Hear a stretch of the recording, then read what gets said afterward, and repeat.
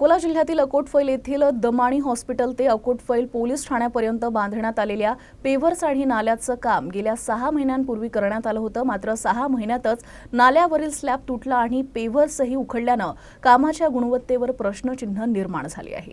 अकोला शहरात बांधकामात भ्रष्टाचाराचे रेकॉर्ड तोडण्याची जणू स्पर्धा झाली आहे।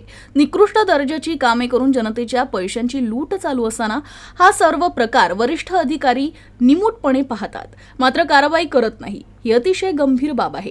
ही गंभीर बाब लक्षात घेऊन सार्वजनिक बांधकाम विभागाच्या अधीक्षक अभियंता दक्षता आणि गुण नियंत्रण मंडळ अमरावती यांनी तपासणी करून जबाबदार अधिकारी यांना तात्काळ निलंबित करावे, तसेच कंत्राटदारावर गुन्हे दाखल करावे अशी मागणी नागरिकांनी केली आहे। अकोला वाचवा, अकोला वाचवा, अकोला वाचवा। महाभ्रष्टाचारी अकोला महानगरपालिका व सार्वजनिक बांधकाम विभाग अकोला यांच्यातर्फे अकोटफैल प्रभाग क्रमांक 2 आपातापा रोड दमानी हॉस्पिटल ते अकोटफैल पोलीस स्टेशनपर्यंत मुख्य रस्ता बांधण्यात आलेला आहे।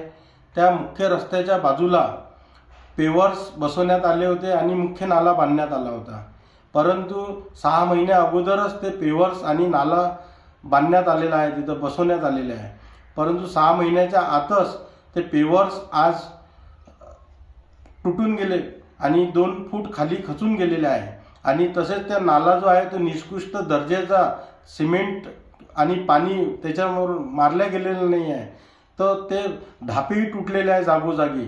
आणि अशा भ्रष्टाचार झालेल्या कामासाठी जबाबदारी अकोला महानगरपालिका, सार्वजनिक बांधकाम विभाग आणि स्थानिक आमदार आणि सत्ताधारी यांना सांगायची वेळ आलेली आहे। जनतेकडून आग्रहाची मागणी होत आहे की मिठासारखं खा, साखरेसारखं खाऊ नका आणि जनतेच्या पैशाची लूट करू नका।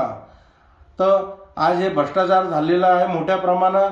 तर आमची अशी मागणी आहे की अधीक्षक मुंबई गुणवंतक नियंत्रण समितीकडून या भ्रष्टाचाराची चौकशी व्हावी।